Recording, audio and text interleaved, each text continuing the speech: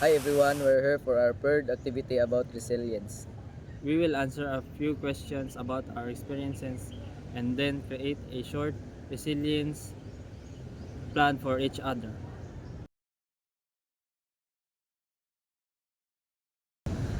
So, Floyd, here are your questions. What is one challenging experience you overcame in the past year? Um, One challenge I overcome was balancing school and family responsibilities. There were weeks when I barely had time for myself. What personal qualities or strategies helped you get through it? I stayed disciplined and organized. I also asked my friends for help whenever I felt overwhelmed. What did you learn about yourself during that time? I learned that I am stronger than I thought and that I can manage pressure if I take things one step at a time. What are the current sources of stress in your life?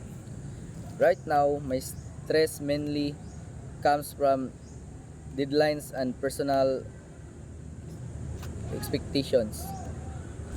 What support or strategies might help you cope better? I think having better time management and taking short breaks would really help me handle stress.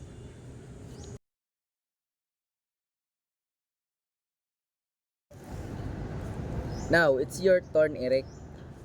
First question for you. What is one challenging experience you overcome in the past year? My challenge was adjusting to a new environment and new classmate. It was hard at first. Question number two. What personal qualities or strategies help you get through it? I stayed patient and tried to socialize more. I pushed myself to talk to people even if I was shy. Question number three. What did you learn about yourself during that time?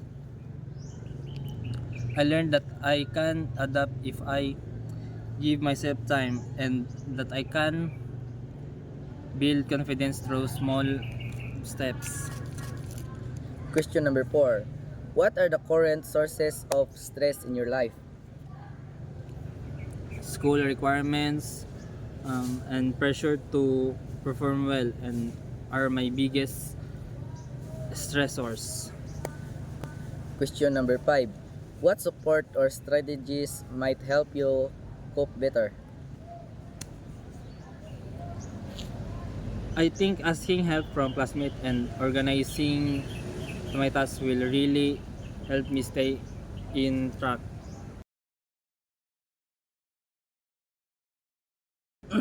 Eric, here is your resilience plan. Read it. For one, personal strength to remember, you are adaptable and patient. For one, positive affirmation, I can grow and improve at my own pace. One strategy to try this week, make a simple to-do list each day to reduce stress. Um, okay, and also,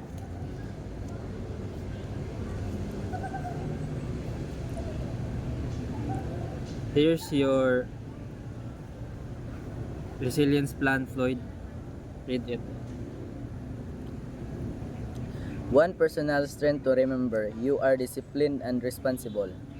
One positive affirmation. I am capable and handling challenges one step at a time. One challenges to try this week. Take at least one 10-minute break every day to relax your mind. Thank you for listening or sharing. We hope our resilience plan helps us become stronger and more positive.